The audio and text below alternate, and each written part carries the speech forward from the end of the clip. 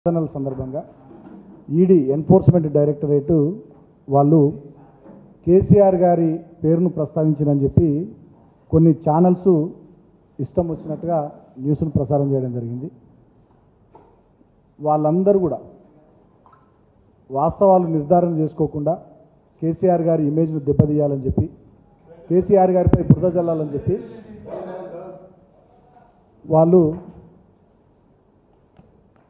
కేసీఆర్ గారి బ్రాండ్ను దెబ్బతీయాలని చెప్పి వార్తలు ప్రసారం చేసినట్టుగా తెలుస్తూ ఉంది.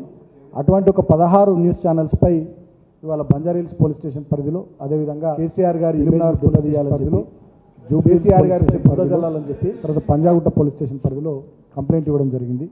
నిరాధారమైనటువంటి వార్తల్ని ప్రసారం చేసి మా పార్టీ అధినాయకులు కేసీఆర్ గారి ఇమేజ్ను దెబ్బతీయాలనేటటువంటి కుట్ర చేసినందుకు వారి మీద చర్యలు తీసుకోవాలి. ఇటువంటి తప్పుడు వార్తలు భవిష్యత్తులో ఎలాంటి ఆధారాలు లేకుండా ఎలాంటి వాస్తవాలు లేకుండా అబద్ధాలను దుష్ప్రచారాలను చేసేటటువంటి ఛానల్స్ను కట్టడి చేయాలనేటటువంటి విషయాన్ని వాళ్ళ కంప్లైంట్ రూపంలో పోలీస్ దృష్టికి తీసుకొని పోవడం జరిగింది. తగిన చర్యలు తీసుకోవాలని చెప్పి కూడా కోరడం జరిగింది.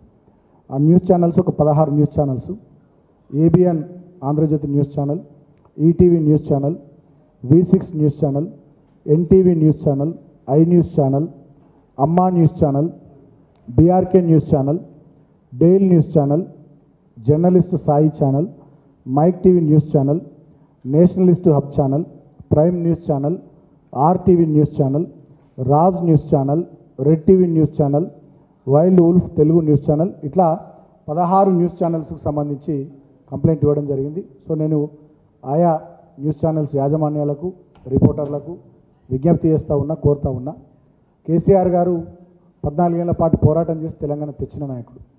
10 సంవత్సరాలు 2 టర్ములు తెలంగాణ ప్రజల ఆశీర్వాదంతో అద్భుతంగా తెలంగాణ ప్రజల సంక్షేమం అభివృద్ధి కోసం కష్టపడి నిరంతరం తపన కొద్ది పనిచేసినటువంటి నాయకుడు. ఒక 50 సంవత్సరాల పాటు సుమారు 5 దశాబ్దాలకు పైగా భారత రాజకీయాల్లో అదేవిధంగా ఉమ్మడి ఆంధ్రప్రదేశ్ రాష్ట్ర రాజకీయాల్లో తెలంగాణ రాష్ట్ర రాజకీయాల్లో తనదైన పాత్ర పోషించినటువంటి వ్యక్తి.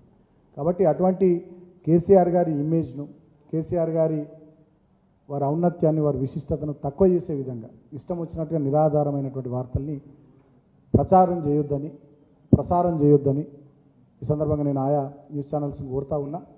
ఇవాళ ప్రజాస్వామ్యంలో 4th ఎస్టేట్ అంటారు మీడియాను. మరి ప్రతిపక్షంగా ఉన్న బీఆర్ఎస్ పార్టీకి ప్రజల కోసం ఈ ప్రాంత అభివృద్ధి కోసం అధికార పక్షంపై వాళ్ళు ఎన్నికల సందర్భంగా ప్రజలకు ఇచ్చినటువంటి మాటల్ని నిలబెట్టుకోవాలనేటటువంటి అంశంపై మేము చేస్తున్నటువంటి పోరాటానికి కార్యక్రమాలకు మద్దతుగా నిలబడి ప్రజల గొంతుకగా ఉండి ప్రజాస్వామ్యాన్ని రాష్ట్రంలో పరిరక్షించాల్సినటువంటి బాధ్యత ఈ మీడియా తీసుకోవాలి.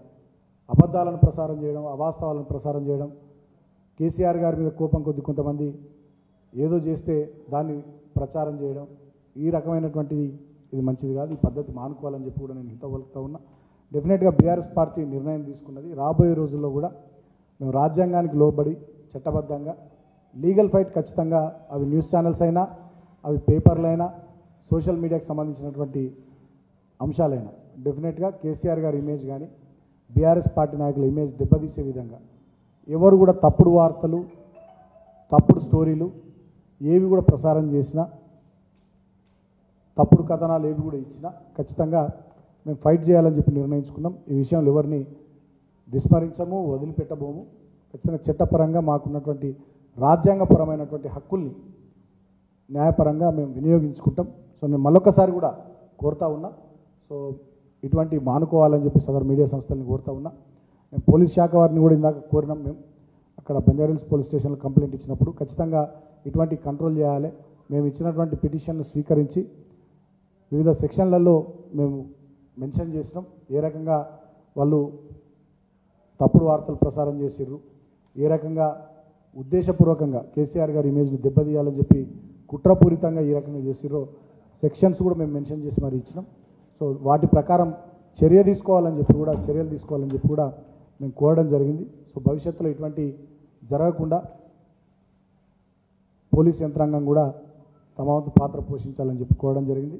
సో అంతిమంగా డెఫినెట్గా బీఆర్ఎస్ పార్టీ ఒక ప్రధాన ప్రతిపక్షంగా ఈ రాష్ట్రంలో ప్రభుత్వం ప్రజలకు ఇచ్చినటువంటి హామీలను నిలబెట్టుకోవడానికి ప్రభుత్వంపై పోరాటం చేస్తూనే తెలంగాణను తెచ్చిన పార్టీగా, తెచ్చిన తెలంగాణను 10 ఏళ్ళు బ్రహ్మాండంగా అభివృద్ధి దిశగా దేశానికే తలమానికంగా తీర్చిదిద్దినటువంటి పార్టీగా తెలంగాణ అస్తిత్వం కోసం, తెలంగాణ సంస్కృతి పరిరక్షణ కోసం, తెలంగాణ ప్రాంత ప్రయోజనాలు, తెలంగాణ ప్రజల హక్కుల కోసం నిరంతరం కేసీఆర్ గారి నాయకత్వంలో ఈ పార్టీ ఎవరెన్ని కుట్రలు చేసినా, ఎవరెన్ని తప్పుడు కథనాలు సృష్టించినా, ఎవరెన్ని వ్యక్తిత్వాలను దెబ్బతీసే, మా నాయకుల వ్యక్తిత్వాలను దెబ్బతీసే ప్రయత్నాలు చేసినా మా పోరాటాన్ని ఖచ్చితంగా కొనసాగిస్తాం. నేను మీడియాను కూడా కోరుతా ఉన్నా, ప్రజాస్వామ్యంలో మీరు 4th ఎస్టేట్, డెఫినెట్గా మీరు కూడా సహకరించండి.